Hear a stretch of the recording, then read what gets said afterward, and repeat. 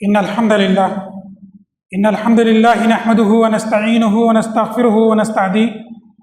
ونعوذ بالله من شرور أنفسنا ومن سيئات أعمالنا من يهده الله فلا مضل له ومن يضلله فلا هادي له وأشهد أن لا إله إلا الله وحده لا شريك له جل عن الشبيه والمثيل والند والنذير وأشهد أن محمدا عبده ورسوله وصفيه وخليله وخيرته من خلقه وأمينه على وحيه فصلوات الله وسلامه عليه وعلى آله الطيبين الطاهرين وعلى أصحابه الغر الميامين أما بعد. محترم حاضرین اور عفت مآب بہنوں، نبی کریم صلی اللہ علیہ وسلم حضرت معاذ بن جبل کو یمن بھیج رہے تھے، وہاں کا گورنر بنا کر کے اور وہاں کا ذمہ دار بنا کر کے. حضرت معاذ بن جبل سواری پہ بیٹھے ہوئے تھے اور نبی کریم صلی اللہ علیہ وسلم اس سواری کی نکیل کو اپنے ہاتھ میں لے کر کے پیدل آگے چل رہے تھے. اس موقع پہ آپ نے دعوت کی پوری ترجیحات ان کے سامنے رکھی کہ سب سے پہلے تم اہل کتاب کے پاس جا رہے ہو، تمہاری دعوت سب سے پہلے توحید کی طرف ہونی چاہیے. اگر وہ اس کی اطاعت کر لیں، یہ مان لیں، تو تمہیں یہ بتانا کہ تمہارے اوپر 5 وقت کی نمازیں بھی فرض ہیں. پھر اس کے بعد زکوٰۃ کی رہنمائی کرنا، اور اس طرح سے ایک ترتیب آپ نے بتائی. پھر اس کے بعد کہا کہ اے معاذ لعلک لا تلقانی بعد لقائی ھذا، معاذ مجھے ایسا محسوس ہو رہا ہے کہ شاید اب ہماری اور تمہاری ملاقات نہیں ہوگی. اور اس کے بعد نبی کریم صلی اللہ علیہ وسلم نے آخری وصیت کی، وہ وصیت جو نبی کریم صلی اللہ علیہ وسلم الوداعی وصیت کر رہے تھے، کیونکہ اس کے بعد ملاقات کی سبیل نہیں تھی، آپ کو اشارہ ہو چکا تھا. آپ نے فرمایا اتقی دعوت المظلوم، مظلوم کی بددعا سے بچو، فإنه ليس بينها وبين الله حجاب، مظلوم کی جو بددعا ہے اور اللہ کے درمیان کوئی پردہ نہیں ہے، وہ ڈائریکٹ قبول ہوتا ہے. تو یہ چیز تمہارے لیے ہونی چاہیے. نبی کریم صلی اللہ علیہ وسلم ایک بار اپنے اصحاب کے درمیان بیٹھے ہوئے تھے کہ ایک بدو مجلس میں آیا، اور آتے ہی نبی کریم صلی اللہ علیہ وسلم کی شان میں گستاخی کرنے لگا اور سخت سست کہنے لگا. صحابہ کرام رضی اللہ تعالی عنہم اجمعین کو یہ بات بہت گراں گزری، اور اس میں سے بعض کھڑے ہو گئے اور یہ کہا وَيْحَكَ أَتُرَى مَا مَن تُكَلِّمُ، تمہیں اندازہ بھی ہے کس سے بات کر رہے ہو؟ وہ بدو تھا، نبی کریم صلی اللہ علیہ وسلم سے پھر بھی تیز آواز میں گفتگو کرنے لگا. کہا کہ میں اپنا قرض لینے آیا ہوں اور میں اپنا قرض لے کر کے جاؤں گا. وَإِنِّي لَأُجَرِّهُكَ إِلَّا قَضَيْتَنِي، اور اگر آپ نے اپنا قرض ابھی ادا نہیں کیا تو ابھی تو میں نے بہت کم بات کی ہے، آپ کی شان میں اور گستاخیاں کروں گا، بہت آگے نکل جاؤں گا. نبی کریم صلی اللہ علیہ وسلم نے فرمایا صحابہ کو روک کر کے حَلَّا مَا صَاحِبِ الْحَقِّ كُنْتُمْ، ذرا ٹھہرو، یہ جو قرض کی بات کر رہا ہے کیا تم اس وقت موجود تھے؟ انہوں نے کہا نہیں، لیکن ہمیں آپ کی شان میں یہ گستاخی برداشت نہیں ہو رہی تھی. نبی کریم صلی اللہ علیہ وسلم نے فوراً ایک صحابی کو حضرت خولہ بنت قیس کی خدمت میں بھیجا اور کہا کہ ہم نے ان سے قرض لیا تھا، اس کی ادائیگی نہیں ہو سکی ہے، کیا آپ اس کے بدلے میں کچھ کھجور دے سکتی ہیں جس سے میں اپنے قرض کی تکمیل کر سکوں؟ حضرت خولہ کے لیے سعادت کی بات تھی، آپ نے فوراً وہ بوری آپ کی خدمت میں پہنچا دی۔ نبی کریم صلی اللہ علیہ وسلم نے وہ بوری بھی اس اعرابی اور اس بدو کے حوالے کیا اور یہ پوچھا کہ حل وفیت، کیا اب مطمئن ہو، کیا تمہارے قرض کی ادائیگی ہو گئی ہے؟ اس نے کہا نعم اوف اللہ لک، اللہ تعالیٰ آپ کی ہر خواہش کی تکمیل کرے، آپ نے پورا کر دیا۔ پھر نبی کریم صلی اللہ علیہ وسلم نے اس موقع پہ ایک تاریخی جملہ کہا، اولئک خیار الناس، ایسے ہی لوگ اس زمین کے نمک ہیں، یہی بہترین لوگ ہیں، یہی اچھے لوگ ہیں، انہی سے یہ زمین جو ہے سرسبز و شاداب ہے۔ کیوں؟ انہ لا قدست امت لا یاخذ الضعیف فیہا حقہ غیر متعاطع، کیونکہ ایسی قوم میں کوئی بھلائی نہیں، اس کے لیے اوپر اٹھنے کے لیے کوئی موقع نہیں جس میں ضعیف بغیر کسی تردد کے اپنے حق کو مانگ نہ لے۔ یہ اس معاشرے کی ایک مثال ہے جو نبی کریم صلی اللہ علیہ وسلم نے جس معاشرے کی بنیاد ڈالی تھی، اور جس میں ہر کمزور آدمی کو یہ حق تھا کہ قوی آدمی سے وہ اپنے پوری قوت کے ساتھ، پوری طاقت کے ساتھ، پوری آواز کے ساتھ وہ اپنے حصے کو اور اپنے حق کو وہ وصول کر سکتا تھا۔ نبی کریم صلی اللہ علیہ وسلم نے بعض اصحاب کو حبشہ کی طرف بھیجا، اور جب وہ واپس آئے تو ان سے پوچھا کہ تم لوگ یہ بتاؤ کہ حبشہ میں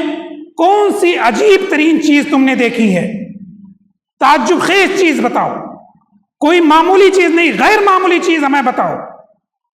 صحابہ میں کچھ نوجوان بھی تھے، وہ کھڑے ہوئے اور کہا اللہ کے رسول، ہم آپ کو بالکل غیر معمولی چیز بتاتے ہیں۔ کہا بتاؤ؟ کہا کہ ہم لوگ ایک جگہ بیٹھے ہوئے تھے کہ ایک بڑھیا اپنے سر پہ پانی کا مٹکا لے کر کے جا رہی تھی، کہ ہم نے دیکھا کہ ایک نوجوان جو کھلنڈرا سا تھا، جو سڑک چھاپ تھا، وہ پیچھے اس کے لگ گیا اور اس نے جا کر کے اس پانی کے گھڑے کو دھکا دے دیا، وہ بڑھیا بھی اس راستے پہ گر گئی اور اس کا گھڑا بھی وہاں پہ گر گیا اور وہیں ٹوٹ گیا۔ میں نے دیکھا کہ اس بڑھیا نے اسی وقت کہا سوف تعلم یا غدر، اے دھوکے باز مکار، تجھے اس کا نتیجہ معلوم ہو جائے گا۔ اذا وضع اللہ الکرسی وجمع الاولین والآخرین، جب اللہ اپنے کرسی کو رکھے گا، یعنی فیصلہ کرنے پہ آئے گا اور اولین اور آخرین کو جمع کرے گا، تو تم یہ بتاؤ کہ تمہارا کیا ہوگا؟ نبی کریم صلی اللہ علیہ وسلم نے فرمایا صدقت صدقت صدقت، 3 بار فرمایا کہ اس بڑھیا نے سچ کہا، سچ کہا، بالکل سچ کہا۔ کیوں؟ لا قدست امت، ایسی امت میں، ایسی قوم میں کوئی بھی بھلائی نہیں، لا یؤخذ لضعیف من قویہم، جس میں ان کی قوت اور قوی اور طاقتور لوگوں سے ان کا حق چھین کر کے نہ لیا جاتا ہو۔ برادران عزیز اور معزز حاضرین، اللہ کے رسول صلی اللہ علیہ وسلم نے ایک حدیث قدسی میں فرمایا کہ یقول اللہ عز وجل یا عبادی انی حرمت الظلم علی نفسی، اے میرے بندو، میں نے ظلم کو اپنے اوپر حرام کر رکھا ہے، وجعلتہ بینکم محرما، اور تمہارے درمیان بھی ظلم کو حرام کر رکھا ہے، فلا تظالموا، تو کوئی کسی پر ظلم نہ کرے۔ امام ابن قیم رحمت اللہ علیہ فرماتے ہیں کہ اسلاف میں سے حضرت امام سفیان ثوری رحمت اللہ علیہ نے ایک مرتبہ فرمایا کہ اذا مررت بدار، اگر تمہارا کسی آبادی سے گزر ہو، قد تعطلت، اور وہ آبادی ویران ہو چکی ہو، منحوسیت کا شکار ہو چکی ہو، ومررت بعسر قد تمزقت، اور ایسے خاندانوں اور خانوادوں سے تمہارا گزر ہو جس کے شیرازے بکھر چکے ہوں، ومررت باموال قد ذهبت، اور ایسے مال سے تمہارا گزر ہو جس کی قدر و قیمت ختم ہو چکی ہو، وَبِصِحَّةٍ قَدْ سَقُمَتْ، اور ایسے جسموں سے تمہارا گزر ہو جن کو روگ لگ چکا ہو، فَعَلَمْ أَنَّهُ قَدْ جَرَى فِي مَا بَيْنَهُمْ ظُلْمٌ عَظِيمٌ، تو یہ جان لو کہ یہ وہ آبادی ہے جس میں عدل کے بجائے ظلم کی روا رہی ہے، اور وہاں پہ عدل اور انصاف نہیں ہوتا رہا ہے، اور اسی ظلم نے ان کو اس حال تک پہنچایا ہے۔ حضرت عمر بن عبدالعزیز رضی اللہ تعالیٰ عنہ اور رحمۃ اللہ علیہ کے بارے میں آتا ہے کہ بیت المال میں ان کے زمانے میں گیہوں کی ایک تھیلی رکھی ہوئی تھی، یا ایک بورا رکھا ہوا تھا، اور اس میں جو گیہوں کے دانے تھے وہ کھجور کی گٹھلیوں کے برابر تھے، اور اس میں جو درج تھا ایک ورقہ بھی لگا ہوا تھا، ایک چھوٹی سی چٹ بھی لگی ہوئی تھی جس پہ لکھا ہوا تھا ھذا کان ینبت لما کان الخلفاء یعدلون فی رعایہم، یہ اللہ کی جانب سے برکتیں اس وقت حاصل ہوتی تھیں جب خلفاء اپنی رعیت کے ساتھ، اپنے محکومین کے ساتھ، عوام الناس کے ساتھ وہ عدل سے کام لیا کرتے تھے۔ برادران عزیز، آپ کو اس واقعے کی تذکیر کی ضرورت نہیں ہے کہ حضرت عمر رضی اللہ تعالیٰ عنہ اور اس سے پہلے حضرت ابو بکر صدیق یا اس کے بعد کے زمانے میں عدل و انصاف کا کس طرح سے چرچا تھا اور عوام الناس پہ کس انداز میں تنفیذ تھی۔ نبی کریم صلی اللہ علیہ وسلم جب گھر سے نکلا کرتے تھے تو ایک دعا کیا کرتے تھے، اللہم انی اعوذ بک ان اضل او اضل او اذل او ازل او اظلم او اظلم او اجہل او یجہل علیہ۔ آپ پناہ چاہتے تھے کہ کوئی ہم پر بھی ظلم نہ کرے اور نہ ہم کسی پر ظلم کریں۔ آج ہم اپنے معاشرے کا تھوڑا سا جائزہ لیں، ظلم کہاں کہاں نہیں ہو رہا ہے۔ کیا باپ اپنے بیٹے کے ساتھ ظلم نہیں کر رہا ہے؟ کیا شوہر نے اپنی بیوی کے ساتھ ظلم کو روا نہیں کر رکھا ہے؟ کیا حکومتوں نے اپنی رعیت کے ساتھ ظلم کو نہیں روا کر رکھا ہے؟ کیا بغیر کسی سبب اور بغیر کسی وجہ کے پوری کمیونٹی کو ظلم کے اور فساد کے کٹگرے میں نہیں کھڑا کیا گیا ہے؟ تو ایسے میں اللہ رب العزت کی جانب سے اس کا عذاب نازل نہ ہو، اور اس کی بالکل حتمی بات اللہ رب العزت نے تو اسی وقت کہہ دی ہے جب یہ فرمایا انہو لا یفلح الظالمون، ظالمین کبھی بھی کسی حیثیت میں کامیاب نہیں ہو سکتے ہیں۔ اور یہ چیز بھی ہمارے پیش نظر رہنی چاہیے کہ وَلَا تَحْسَبَنَّ اللَّهَ غَافِلًا عَمَّا يَعْمَلُ الظَّالِمُونَ، کہ ظالم کی کارستانیوں سے جو کچھ وہ کر رہے ہیں، وہ رات کے اندھیروں میں کر رہے ہوں یا دن کے اجالوں میں، وہ پوری بھری مجلس میں کر رہے ہوں یا اندرون خانہ کر رہے ہوں، اللہ رب العزت اس سے غافل نہیں ہے، سب کچھ اس کی نظر میں ہے، وہ سمیع ہے، وہ بصیر ہے، وہ دیکھ بھی رہا ہے اور وہ سن بھی رہا ہے، اور وہ دلوں کے جو چکر بھی چل رہے ہیں ان سے بھی واقف ہے۔ تو یہ چیز کبھی بھی یہ گمان میں نہیں رہنا چاہیے کہ اللہ رب العزت نے ان کو بالکل چھوٹ دے رکھی ہے، اللہ بالکل غافل نہیں ہے۔ انما یؤخرہم لیوم تشخص فیہ الابصار، ہاں مہلت ضرور دے رکھی ہے اس دن تک کے لیے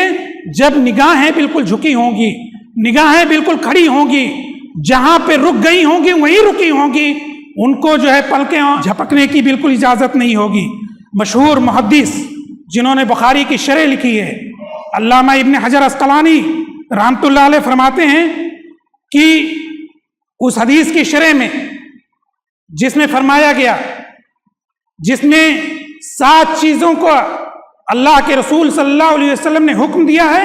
اور 7 چیزوں سے منع کیا ہے، 7 چیزوں کا جس میں حکم دیا اس میں افشاء السلام بھی ہے، سلام کو پھیلانے کے بارے میں ہے، اس میں نصرت المظلوم کے بارے میں بھی ہے کہ مظلوم کی مدد کرو، مظلوم کے ساتھ کھڑے ہو، مظلوم کے دست و بازو بنو۔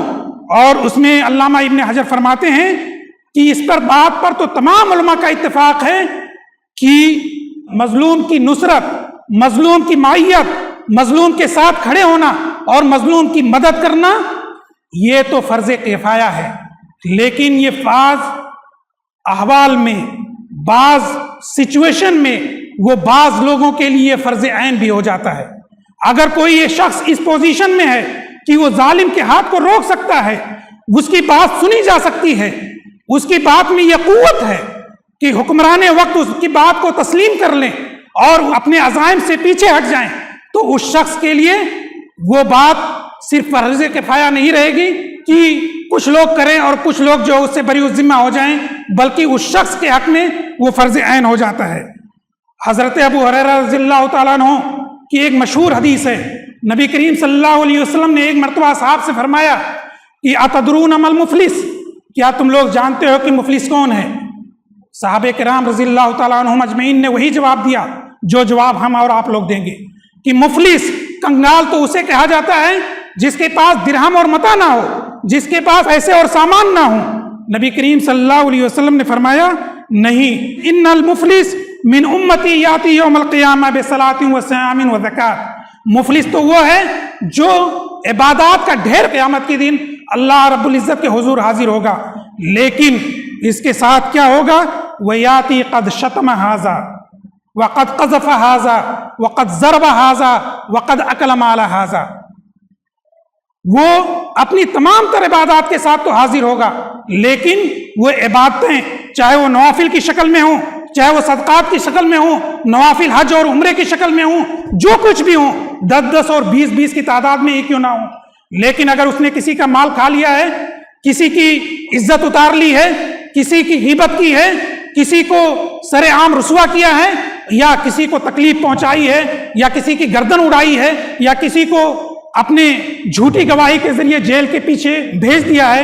تو اللہ رب العزت اس دن ان کی تمام نیکیاں جو کہ بظاہر نیکیاں ہیں ان کو لے کر کے اس مظلوم کے حق میں دے دی جائیں گی۔ برادران عزیز،